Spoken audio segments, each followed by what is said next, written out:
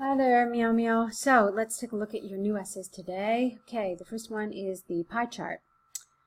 The pie charts compare the changes of the subject preference in New South Wales in 2014-2017.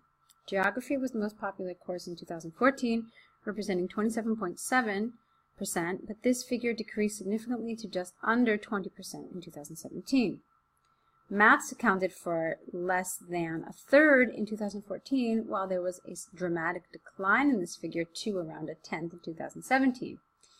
Similarly, PE also saw a decrease by about 5% between 2014 and 2017. Okay, fine. In contrast, the percentage of biology almost doubled, rising from 13.4 to 24.1 over the same period. There was a dramatic rise in the figure for history from 1.2 to 19.4. Physics and IT remained relatively constant with around 20% and 1.2 respectively. Okay. Overall, 4 courses, namely physics, biology, IT, and history, saw an upward trend throughout the period, while math, geography, and PE experienced a different trend. Chemistry was no longer being the preferred subject in 2017. Okay, so, Miaomiao, I really liked this. I liked the way you organized it. It was very clear. I liked that you had a paragraph for the decreases, as well as a paragraph for the increases.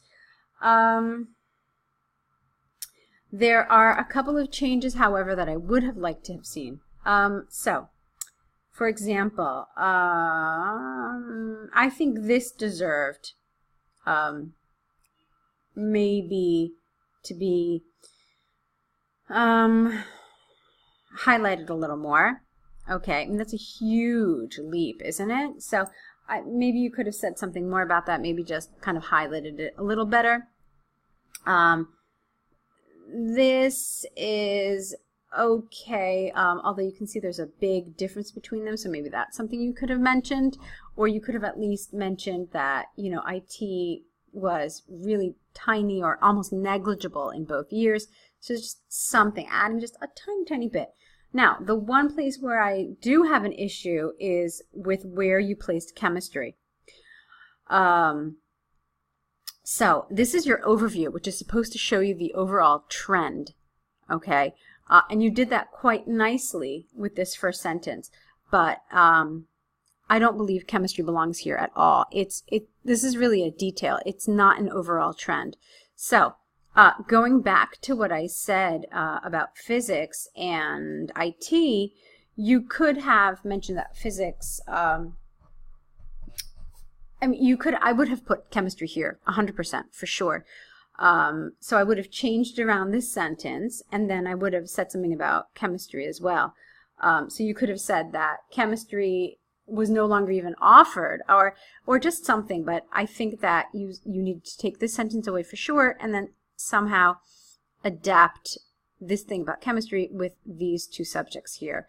And I'm going to say it again, the reason why chemistry doesn't belong here is because it's a detail, it's not part of the overall trend, okay? And another thing about this, just because you mention something in your overview, it doesn't mean that you're done with it and that you don't have to mention it in your details. So that's another issue. Even if it did belong here, you still have to analyze it a little bit here, okay?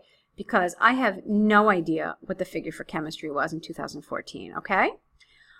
All right, so on the whole, though, really good job. You had a nice variety of language. You had good vocabulary. The grammar was really, I couldn't really see any issues with the grammar at all. So all of it was really good. It was just some of your organization that I would like you to improve. So now let's take a look at this generation gap, task 2. Great. So it is true that the age gap between parents and children has increasingly become common in many parts of the world today. Although children might develop some bad behavior because of the parenting from their older parents, I believe it is very advantageous if a child lives in a family with older parents. This essay will demonstrate points and prove arguments by using examples from the Australian government and University of Queensland. Lovely. Fine. Okay. One evident benefit of here, a benefit of something. So one evident benefit of growing up in a family with a large age gap between parents and children is that a child is more likely to develop good health. This is mostly because that when a child was born, okay, or is born, probably, his or her parents have finished their higher education and have got well-paid jobs. Okay, fine. This allows the parents to provide their children with good quality of life, such as good living conditions and sufficient food. For example, recent empirical research by the Australian government showed that children aged under 12 who were living in a family with parents in their 50s had better physical and mental development than those whose parents were in their 30s. Therefore, it is conclusively clear that if people give birth to their first baby in their late 30s, the child would be able to become healthier. What a lovely paragraph. Do you know what I really like about this? Besides the fact that the grammar is very good, it's very clear. I mean, you take me from point A to point B to point C to point D. So there's a really nice progression. You don't leave any gaps for the reader. Okay, you've really fully analyzed it. So I'm actually very happy with this. The grammar is lovely. There is some nice grammar, in fact, and there is good cohesion. So I'm actually really happy with this. There's some collocation. Let's see, well-paid jobs, good quality of life, provide their children, good living conditions, sufficient food. Fine, fine, fine. Empirical research, lovely. All right, so really great job with this paragraph. I'm really quite happy with it. Okay. Moving on. On the other hand, there are some disadvantages related to the issue because it is highly possible for these older parents to get their children spoiled. You don't get your child spoiled. It is highly possible for these older parents to spoil their children. Many parents who had their first child in their middle age are not really. How about inclined to give whatever their child asks and not to correct their inappropriate behavior to show their unconditional love to this child? What I want here is why. Why do you think that only older parents are capable of such a thing? I mean, why wouldn't a younger parent do this? Okay, so think about this. Here, I'm missing a piece of information. So in your previous paragraph, I wasn't missing anything. You really took me like point by point. But here, you don't explain why this is a fault of older parents, okay? Let's see. Where was I? Not to correct their inappropriate behavior to show their unconditional love to this child. As a result, children who are spoiled too much may find it very difficult to play with others or work in a team in the future. For instance, a study by University of Queensland indicated that the larger age gap between parents and children could cause a range of problems for children because they get used to being ing, self-centered, and are not capable of considering ing, others' feelings. Okay? So again, you need to tell me why this is a problem of older parents and of this generation gap, okay?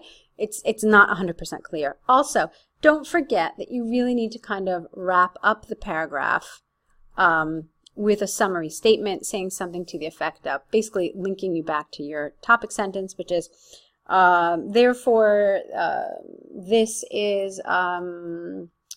there are disadvantages to having a large age gap between parents and children, something like that, okay? So, in conclusion, although children may be spoiled too much and might not behave themselves well due to the age gap, I believe that children in most families with a large age gap between parents and children can get more benefits. Okay, so now here, even though there were a lot of things I liked about this essay, I want to point out one problem. You are in favor of a bigger generation gap, which means that this paragraph has to come second, okay?